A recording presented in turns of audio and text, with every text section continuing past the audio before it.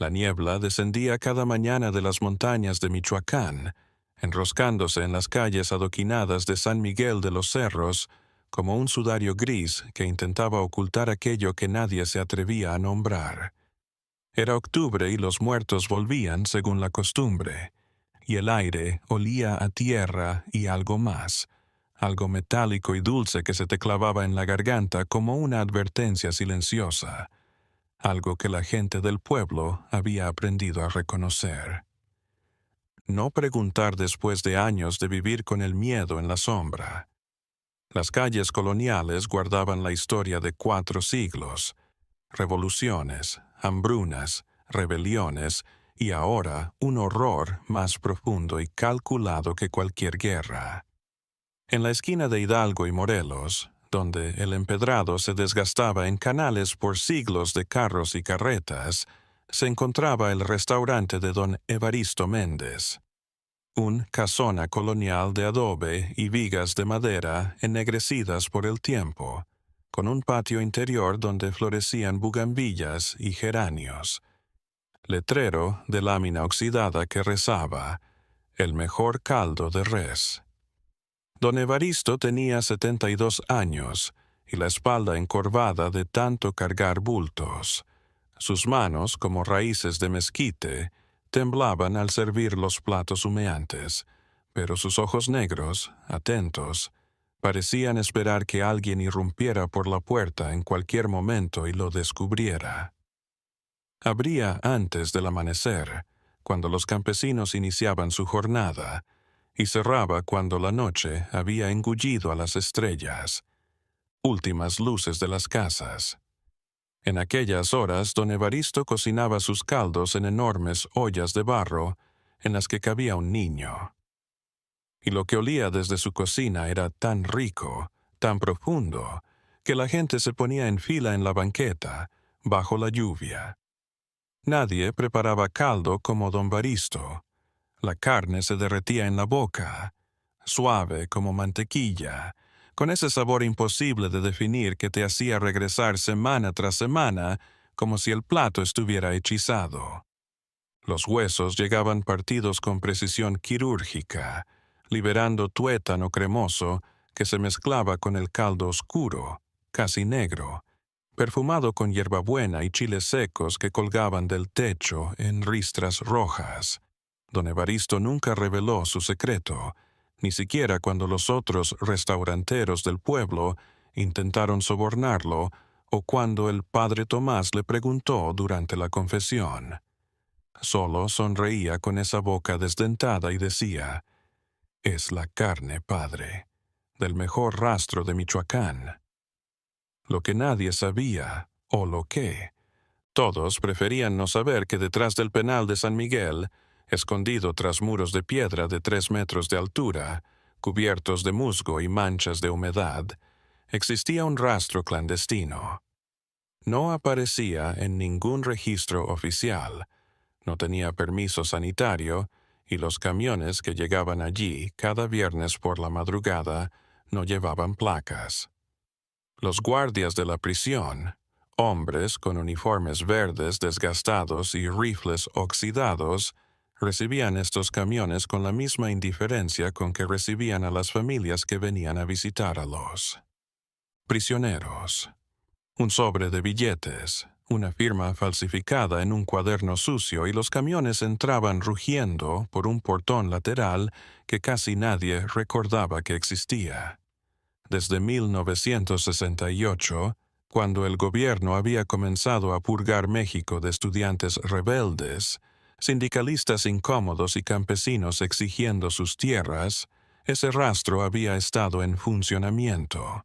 Los desaparecidos no morían, simplemente dejaban de existir en los registros, en las listas, en la memoria colectiva que el miedo estaba borrando. Borrándose. Sus cuerpos, sin embargo, tenían que ir a alguna parte, y don Evaristo, un viejo conocido del comandante Reyes, tenía una solución que beneficiaba a todos. Los muertos se convertían en alimento, las pruebas desaparecían en los estómagos de los vivos, y el restaurante prosperaba con carne que no costaba más que el silencio. La mañana en que todo comenzó a desenredarse, Marcela Fuentes tenía 23 años y una determinación que asustaba a su madre.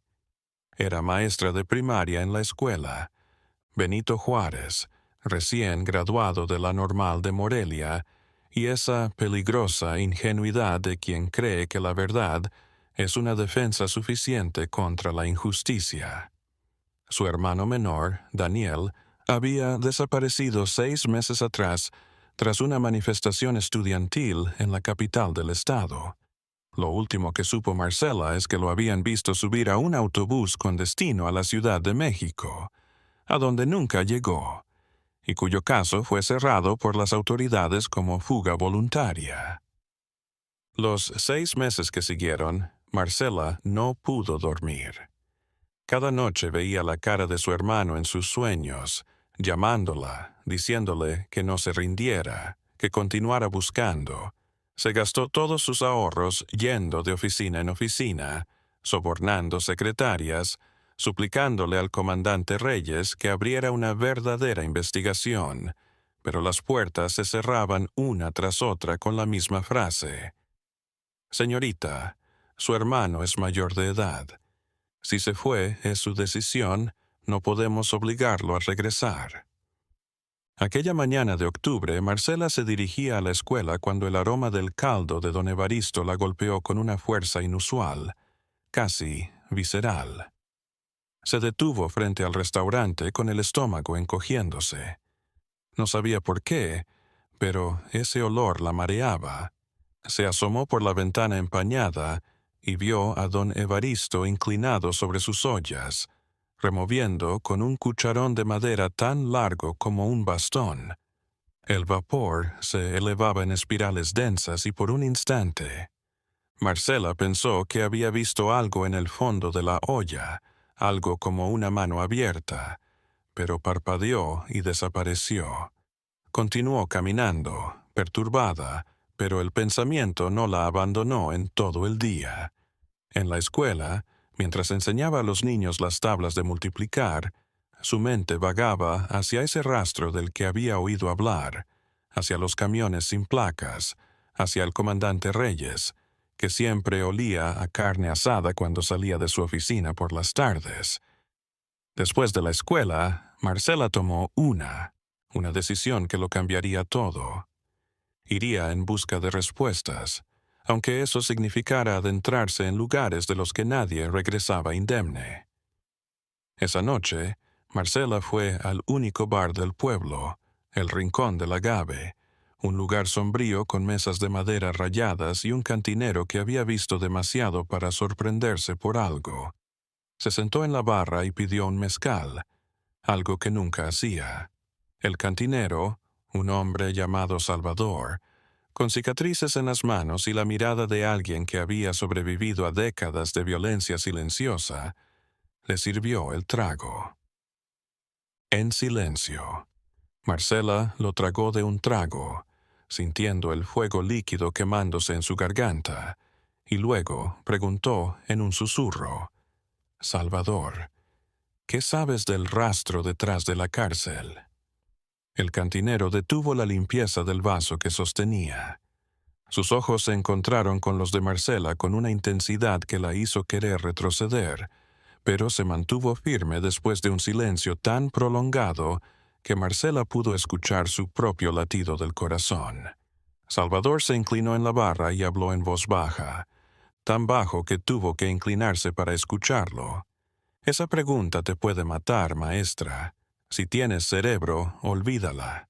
Mi hermano está desaparecido», dijo Marcela. Su voz se rompió por primera vez en meses. «Necesito saber qué pasó». Salvador la observó durante un momento. Luego suspiró y sirvió otro mezcal, esta vez para sí mismo. «Tu hermano no es el primero y no será el último», dijo, bebiendo. «Desde hace años la gente desaparece. Estudiantes, sindicalistas, campesinos que exigen tierras. El gobierno dice que son criminales o que huyeron, Pero todos sabemos la verdad. Los llevan a la cárcel y nunca salen. Y los camiones que entran los viernes, esos camiones cargan cosas que nadie quiere ver. ¿Cómo sabes eso? Porque mi primo trabajaba en el penal.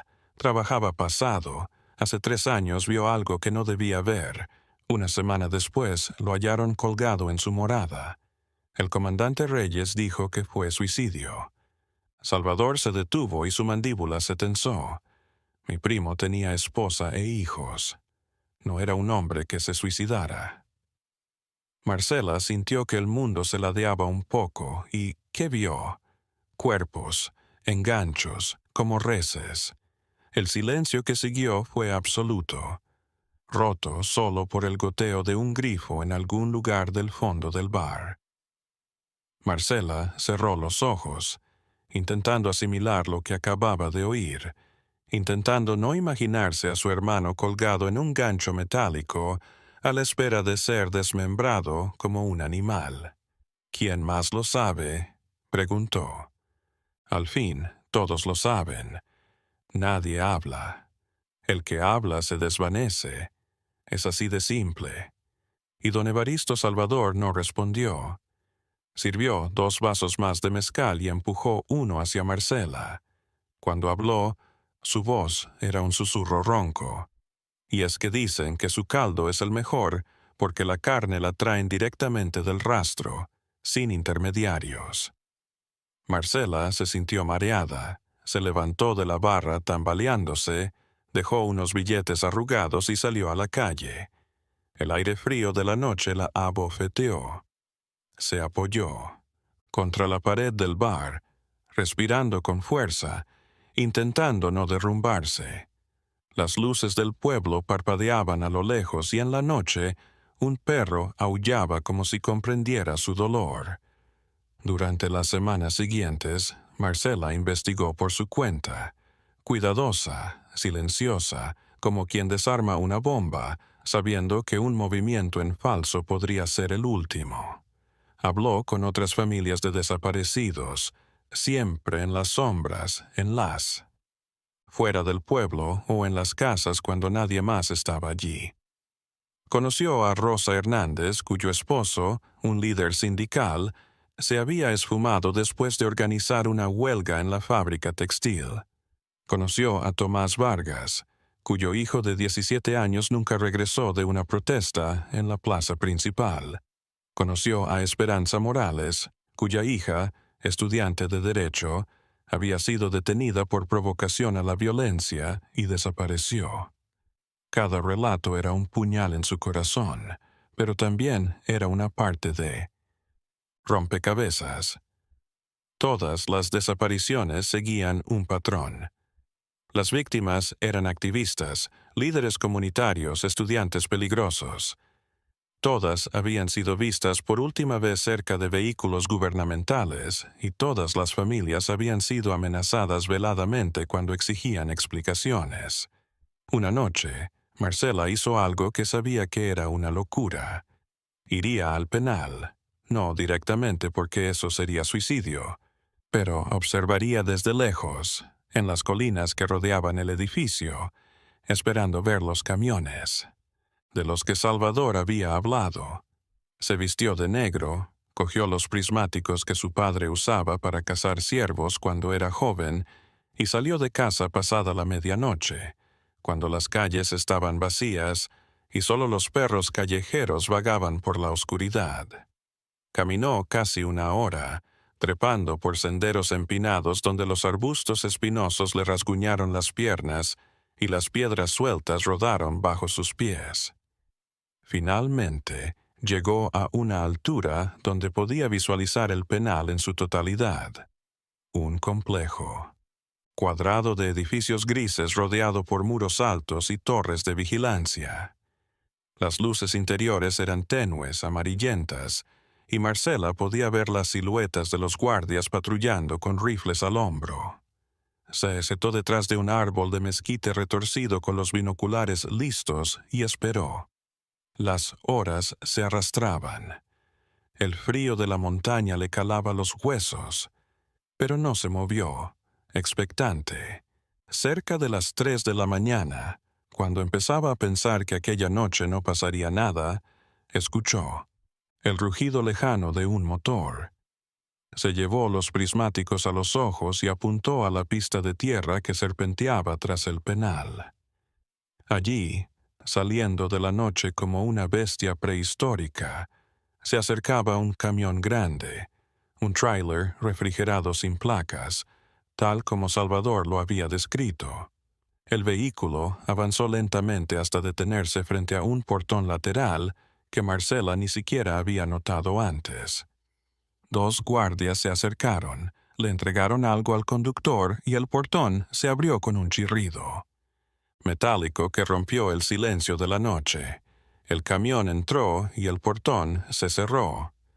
Marcela se quedó con los prismáticos en esa dirección, con el corazón latiendo tan fuerte que parecía que el ruido llegaría hasta el valle.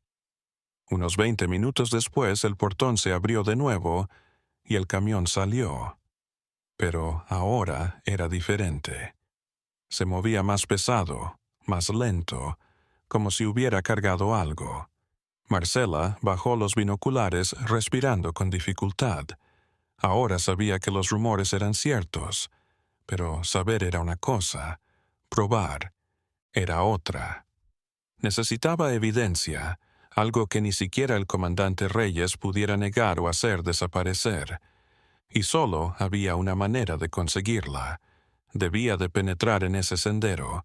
Era suicida, lo sabía, pero también sabía que si no hacía nada, Daniel y cientos más serían olvidados. Sus muertes sin registrar, sus vidas olvidadas como si nunca hubieran existido. No podía soportarlo, no después de haber llegado tan lejos. Los días siguientes, Marcela preparó. Plan. Se enteró a través de Rosa, una conocida de una de las cocineras de la cárcel, de que el rastro funcionaba sobre todo los viernes de madrugada, pero que también había movimiento los martes por la noche. Descubrió que había un punto débil en el muro trasero, donde años de humedad habían aflojado algunas piedras, abriendo un agujero apenas lo suficientemente grande como para que pasara alguien delgado.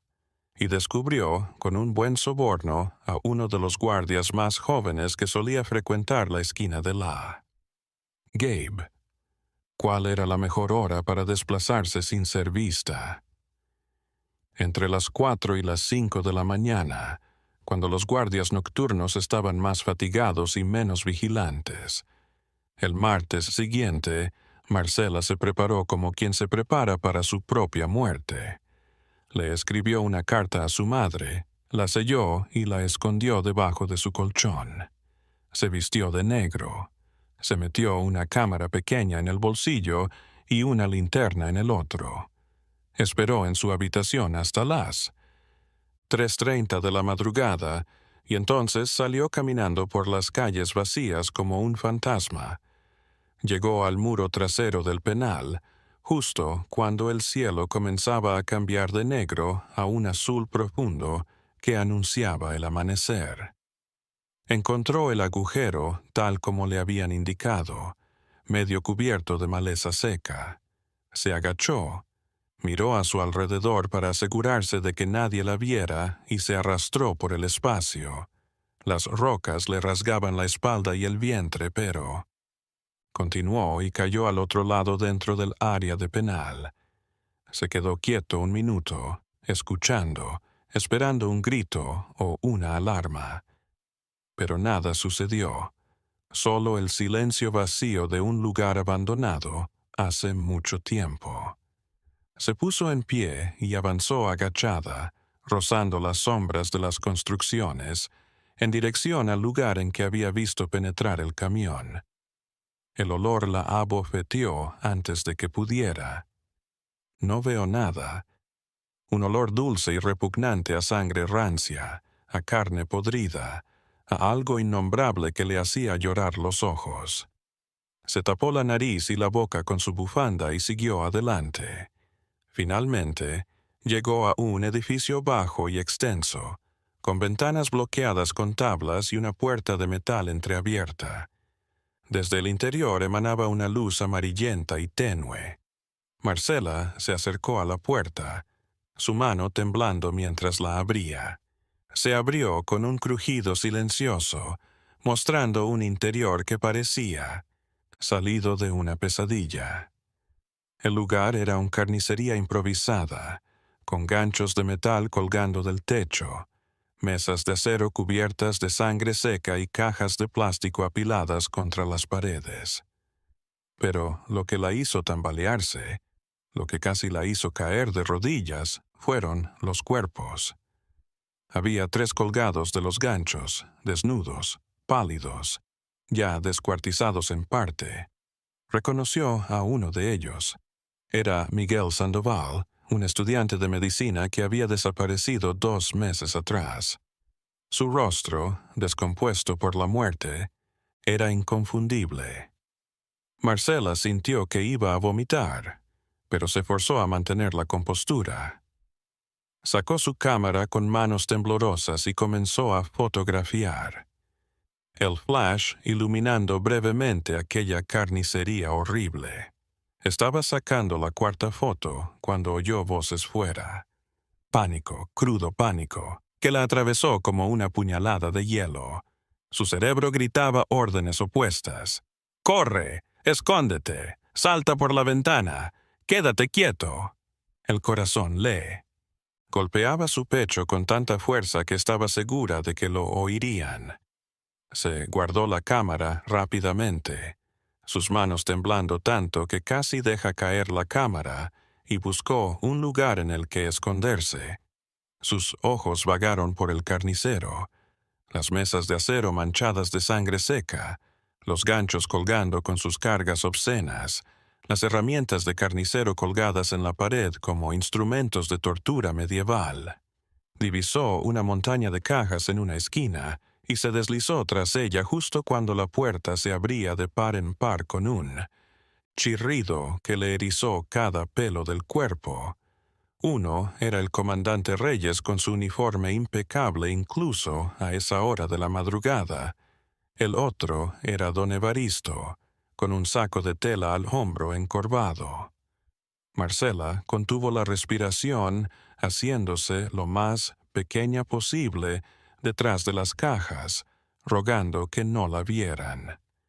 3 esta semana, dijo el comandante, su voz profunda, como si hablara del tiempo. 2 son jóvenes, buena carne. El otro es viejo, pero funciona. Don Evaristo. Dejó caer el saco en el suelo con un ruido húmedo. Con esto tengo para 2 semanas. La gente está comiendo más últimamente. Claro que sí. Tu caldo es famoso en todo Michoacán. El comandante se rió. Un sonido que hizo que la piel de Marcela se erizara. ¿Quién diría que la solución para los revoltosos sería tan nutritiva? Marcela cerró los ojos, sintiendo lágrimas corriendo por sus mejillas. Quería gritar, correr, cualquier cosa antes de tener que estar allí escuchando eso. Pero permaneció inmóvil, completamente inmóvil, mientras los 2 hombres continuaban su conversación monstruosa. ¿Algún problema con las familias?, inquirió don Evaristo. Algunos todavía preguntan. Esa profesora, la hermana del estudiante Daniel Fuentes, ha estado snoopyando, pero la tenemos bajo vigilancia en caso de que cause problemas. El comandante agitó una mano como si ahuyentara una mosca. Ya sabes. El corazón de Marcela se detuvo. Estaban hablando de ella. Sabían que estaba investigando y, si no tenía cuidado, terminaría exactamente como su hermano, colgada de un gancho, convertida en carne para el caldo de don Evaristo. Los hombres siguieron hablando durante unos minutos más, discutiendo precios y cantidades con la frialdad de comerciantes en un mercado. Finalmente, don Evaristo levantó su saco y se dirigió a la salida. El comandante lo siguió, pero antes de salir se detuvo y miró alrededor del matadero como si hubiera sentido algo fuera de lugar. Marcela dejó de respirar completamente. El comandante se quedó allí inmóvil. Durante lo que parecieron horas, pero probablemente fueron solo segundos, sacudió la cabeza y salió, cerrando la puerta tras de sí. Marcela permaneció oculta tras las cajas durante lo que pareció media hora más, hasta que estuvo segura de que se habían ido. Salió de su escondite con las piernas temblando tanto que apenas podía mantenerse en pie. Miró por última vez los cuerpos colgados, grabándose la imagen en la mente para no olvidar nunca por qué estaba haciendo esto. Y luego, corrió hacia la salida. Logró salir del penal de la misma forma que había entrado, arrastrándose por el hueco en el muro, y corrió sin detenerse hasta llegar a su casa.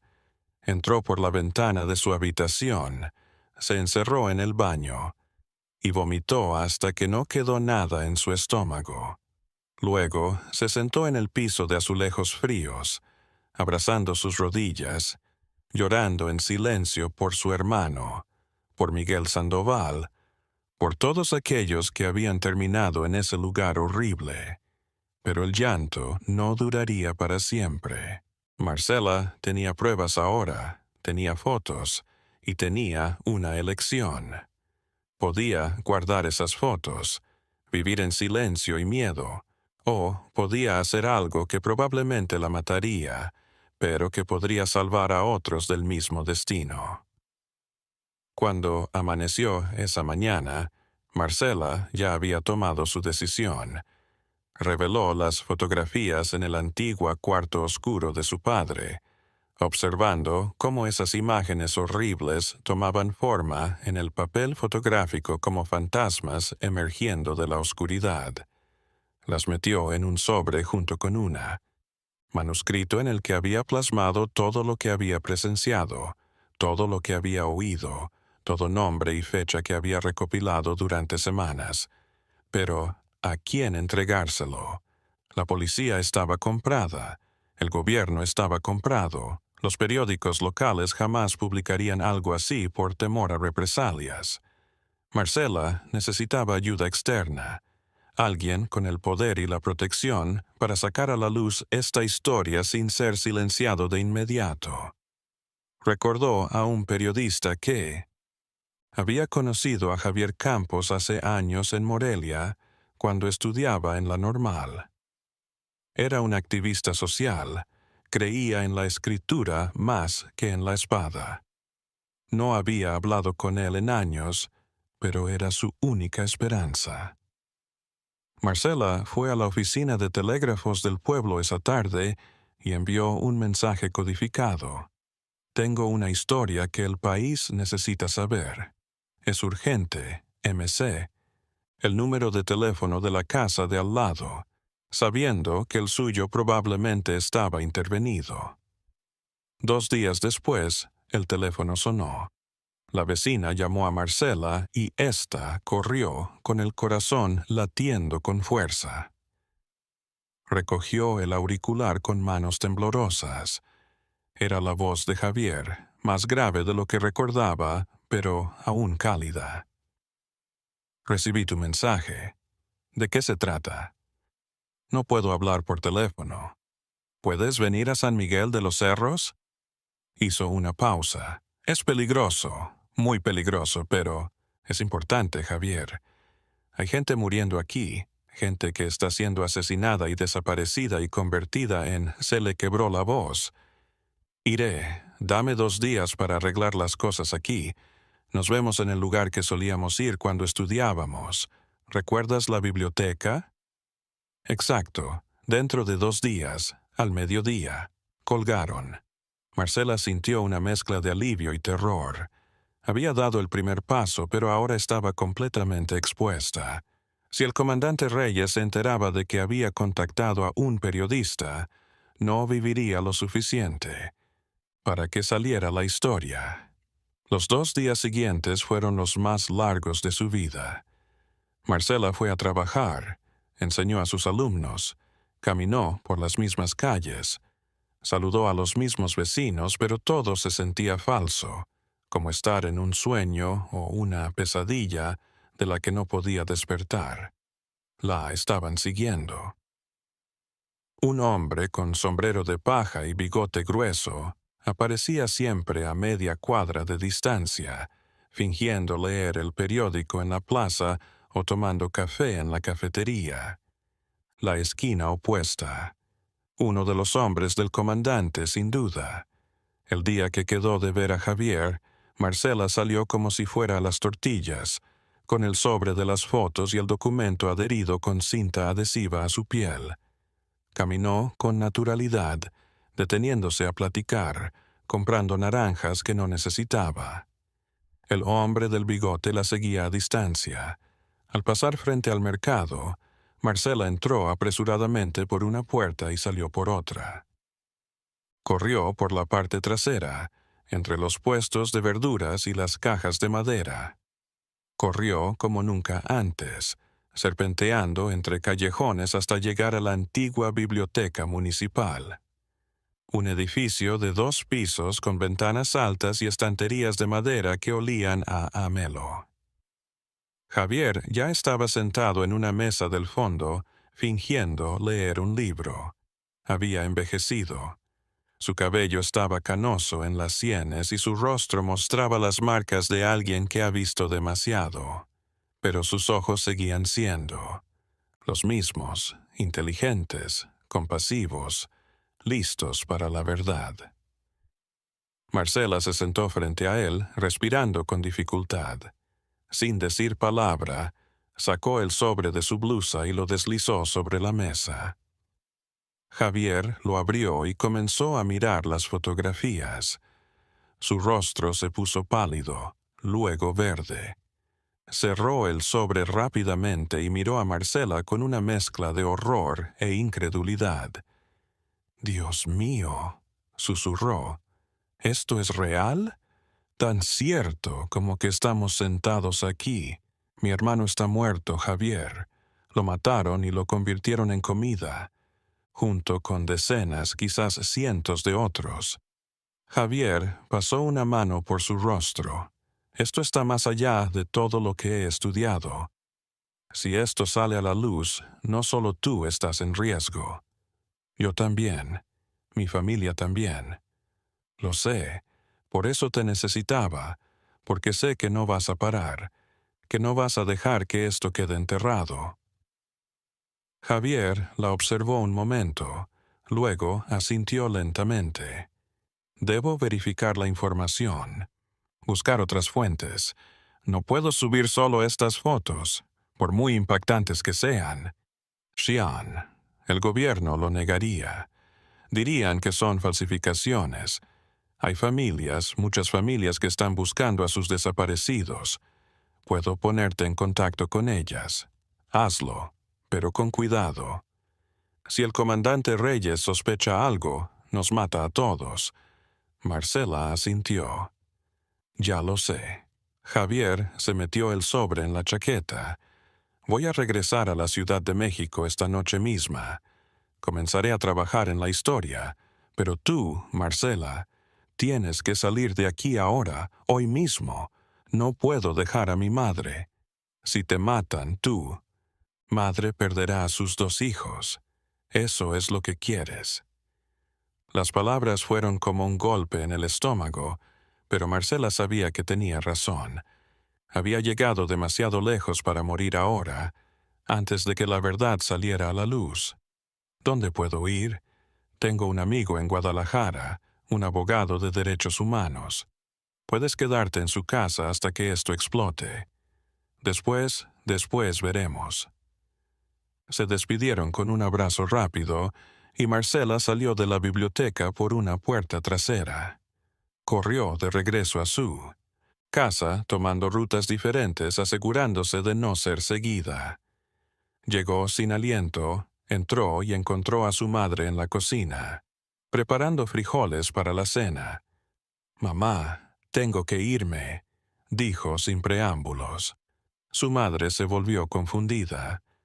«¿Irte a dónde?» «No puedo decírtelo, pero es por Daniel. Encontré algo, mamá. Encontré la verdad sobre lo que le pasó y ahora tengo que irme antes de que me pase lo mismo. Su madre dejó caer la cuchara de madera que tenía en la mano. El sonido del metal golpeando.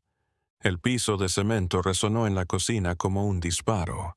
Su rostro se derrumbó en comprensión y miedo, y Marcela pudo ver en sus ojos el peso de perder un segundo hijo, de enfrentar la posibilidad de quedarse completamente sola. En un mundo que ya le había arrebatado tanto, las arrugas alrededor de sus ojos parecieron profundizarse en ese instante, como si hubiera envejecido 10 años en un segundo.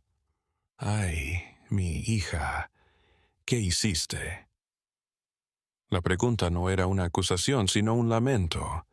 El grito silencioso de una madre que sabía que había perdido la batalla de proteger a sus hijos del mundo cruel que los rodeaba, lo que tenía que hacer.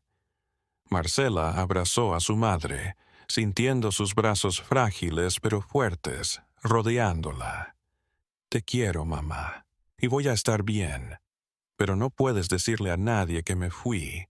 A nadie, ni siquiera a la tía Rosa. ¿Me prometes?» Su madre asintió llorando en silencio. «Te prometo». Marcela empacó una mochila pequeña con lo esencial: ropa, documentos, el poco dinero que tenía ahorrado. Esperó hasta que oscureció completamente y luego salió por la ventana trasera de su habitación, igual que había hecho días antes. Caminó por las calles oscuras hacia la estación de autobuses, manteniéndose en las sombras, el corazón latiendo como tambor. Compró un boleto para Guadalajara, pagando en efectivo sin dar su nombre real. Subió al autobús justo cuando las puertas se cerraban y se sentó al fondo, mirando por la ventana mientras San Miguel de los Cerros desaparecía en la oscuridad, preguntándose si alguna vez podría volver. Las semanas siguientes fueron una nebulosa de ansiedad y espera. Marcela se quedó en Guadalajara, en la casa del amigo de Javier, un hombre llamado Roberto Castillo, que había dedicado su vida a defender a los perseguidos por el gobierno. Roberto era calvo, con gafas gruesas y una sonrisa bondadosa que contrastaba con las historias terribles que contaba sobre los horrores que había presenciado en su trabajo. Javier la visitaba cada pocos días trayéndole actualizaciones. Había contactado a las familias, había recopilado testimonios, había verificado las historias. Tenía suficiente material para escribir un artículo que sacudiría a todo México, pero necesitaba el momento correcto para publicarlo, cuando tuviera la protección adecuada y cuando el impacto fuera máximo. Mientras tanto, en San Miguel de los Cerros las cosas estaban empeorando. El comandante Reyes había notado la desaparición de Marcela y había puesto a todo el pueblo en alerta. Interrogó a su madre, registró su casa, amenazó a sus amigas, pero su madre no habló y nadie más sabía nada. Don Evaristo cerró su restaurante durante unos días diciendo que estaba enfermo, pero la verdad era que estaba nervioso. Había visto la forma en que el comandante lo miraba, como si estuviera calculando si él también se estaba convirtiendo en un problema. El viejo cocinero había sobrevivido tanto tiempo porque sabía cuándo mantenerse callado y cuándo desaparecer, pero ahora sentía que las paredes se estaban cerrando. Una noche, don Evaristo estaba cerrando su restaurante, cuando el comandante Reyes entró, acompañado de 2 de sus hombres. Las luces de la calle apenas iluminaban el interior, creando sombras largas y amenazantes. «Evaristo», dijo el comandante, su voz fría como hielo.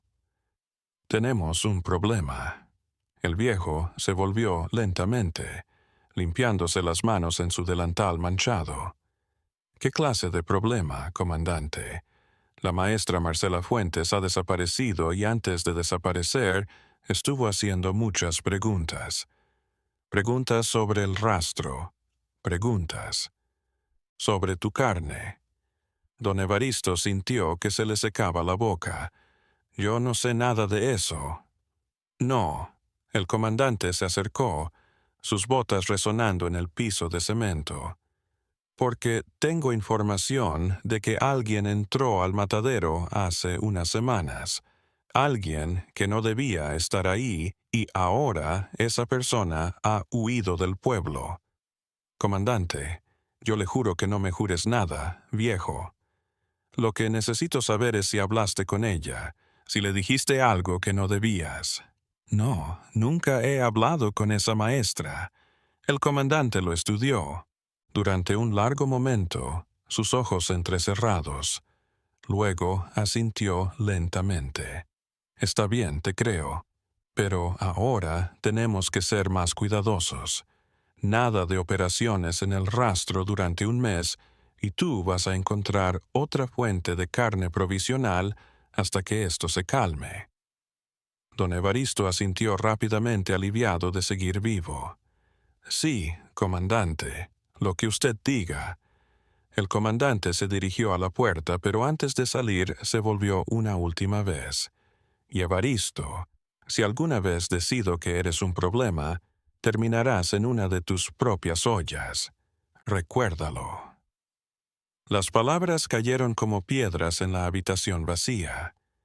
Cuando el comandante y sus hombres se marcharon, don Evaristo se dejó caer en una de las sillas de su restaurante, temblando. Había vivido 72 años. Había sobrevivido revoluciones y hambrunas, pero nunca había sentido tanto miedo como en ese momento. En Guadalajara, Javier tenía todo preparado. Había escrito el artículo, había recopilado todas las evidencias, había conseguido el respaldo de su editor y de varios abogados de derechos humanos. El artículo aparecería en el periódico del domingo con las fotos de Marcela en la portada, junto con los testimonios de las familias y la forma en que el gobierno había estado desapareciendo a la gente durante años. La noche anterior a la prensa, Javier fue a ver a Marcela por última vez. Se sentaron en la sala de Roberto tomando café frío en las tazas y hablando. Mañana todo México va a saber lo que pasó, dijo Javier. Va a ser manifestaciones, investigaciones, detenciones afortunadas. Y el comandante Reyes, don Evaristo, si hay justicia en este país, pagarán por lo que hicieron. Pero no te voy a prometer que va a ser rápido ni fácil.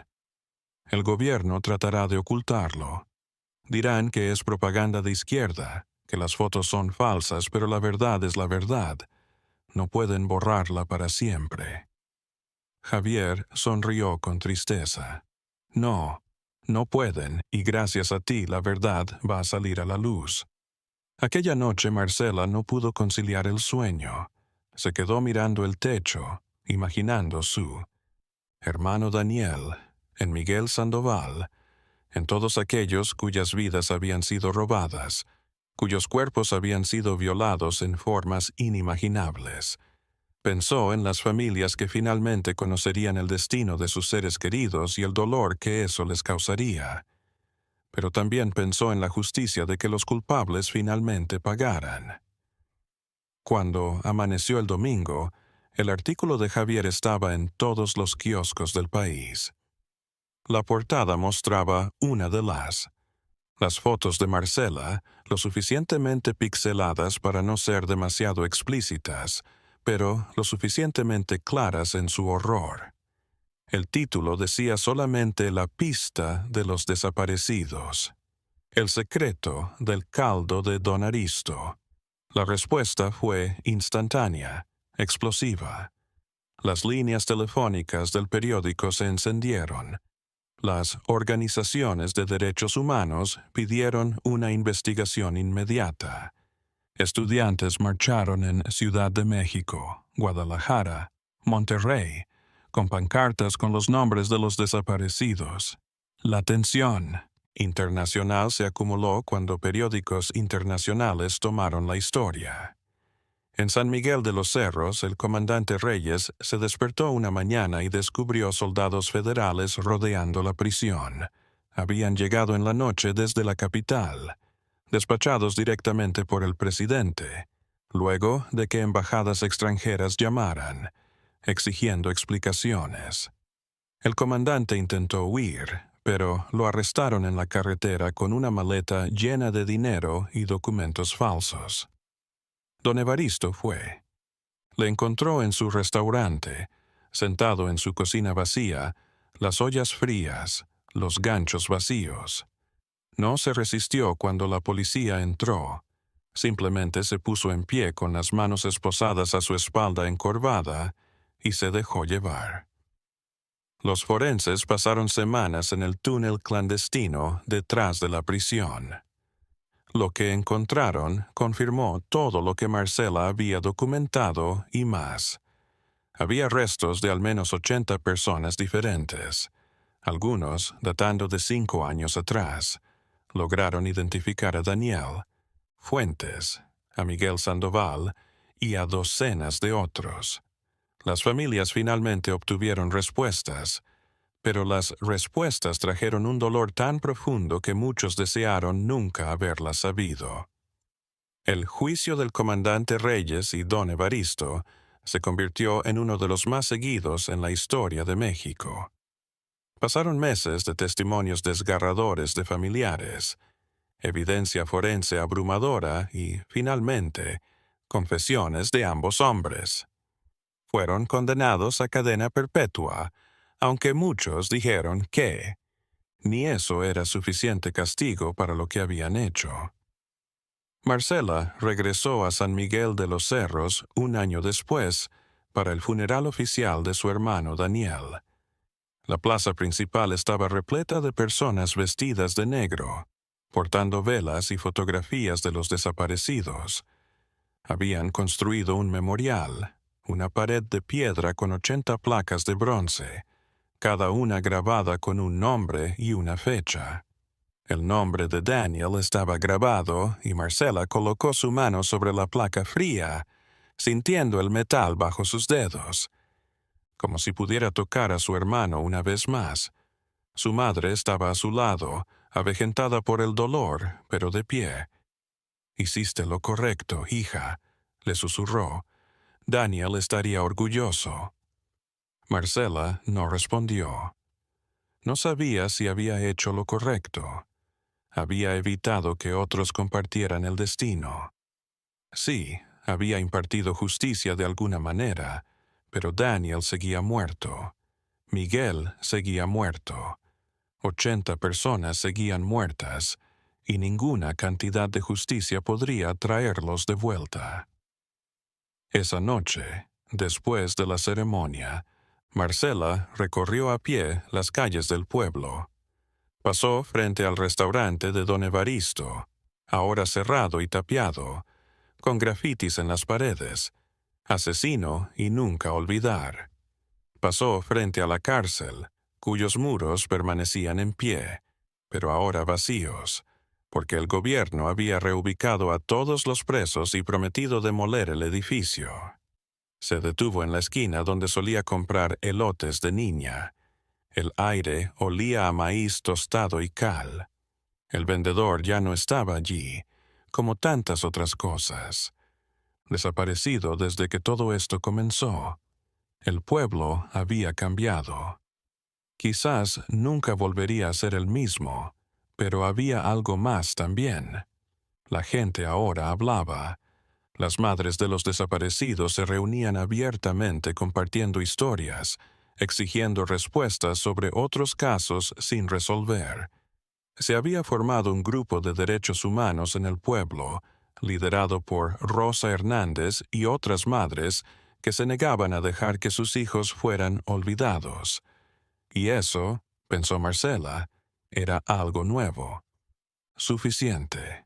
Nunca sería suficiente, pero era un comienzo. Javier Campos ganó el Premio Nacional de Periodismo ese año por su investigación. En su discurso de aceptación dedicó el premio a Marcela Fuentes, cuyo coraje salvó vidas y reveló una de las verdades más oscuras de nuestro país. Habló sobre la importancia de la prensa libre, sobre el deber de los periodistas de exponer la corrupción sin importar el costo personal. Pero también habló sobre algo más profundo, sobre la libertad. La libertad de hablar sin miedo, la libertad de exigir justicia, la libertad de existir sin que tu vida pueda ser borrada arbitrariamente por un gobierno que te considera desechable. La historia de San Miguel de los Cerros, dijo su voz resonando en el auditorio lleno. Es la historia de México. Es la historia de un pueblo que ha sido silenciado durante demasiado tiempo, que ha visto a sus hijos desaparecer, que ha tenido que vivir con el miedo como compañero constante. Pero también es la historia de aquellos que se niegan a permanecer callados. Es la historia de Marcela Fuentes, quien arriesgó todo para revelar la verdad. Y es la historia de todos nosotros que debemos elegir cada día si seremos cómplices del silencio o defensores de la verdad. El aplauso fue ensordecedor, pero en su casa, en San Miguel de los Cerros, viendo la ceremonia en un televisor viejo y parpade, Marcela no sentía triunfo. Sentía cansancio, sentía dolor, y sentía algo más que no podía nombrar, algo entre esperanza y desesperación. Los años pasaron, el rastro fue demolido, y en su lugar se construyó un parque memorial. Las familias plantaron árboles, uno por cada desaparecido, y con el tiempo, el lugar que había sido el escenario de tanta muerte se convirtió en un bosquecito de vida. Los niños jugaban allí sin saber completamente la historia del lugar, y sus risas llenaban el aire donde antes solo había habido silencio. Marcela nunca volvió a enseñar. El trauma de lo que había visto la había marcado demasiado profundamente. En su lugar trabajó con Roberto Castillo en Guadalajara, ayudando a otras familias a buscar a sus desaparecidos, documentando casos, luchando en los tribunales. El trabajo era agotador y muchas veces parecía inútil, como tratar de vaciar el océano con una cuchara, pero seguía adelante porque ¿qué más podía hacer? En las noches, cuando el trabajo terminaba y estaba sola en su pequeño apartamento, Marcela todavía soñaba con su hermano. A veces lo veía sonriendo, como cuando eran niños. Otras veces lo veía en el matadero colgando de un gancho y despertaba gritando. La terapeuta que eventualmente comenzó a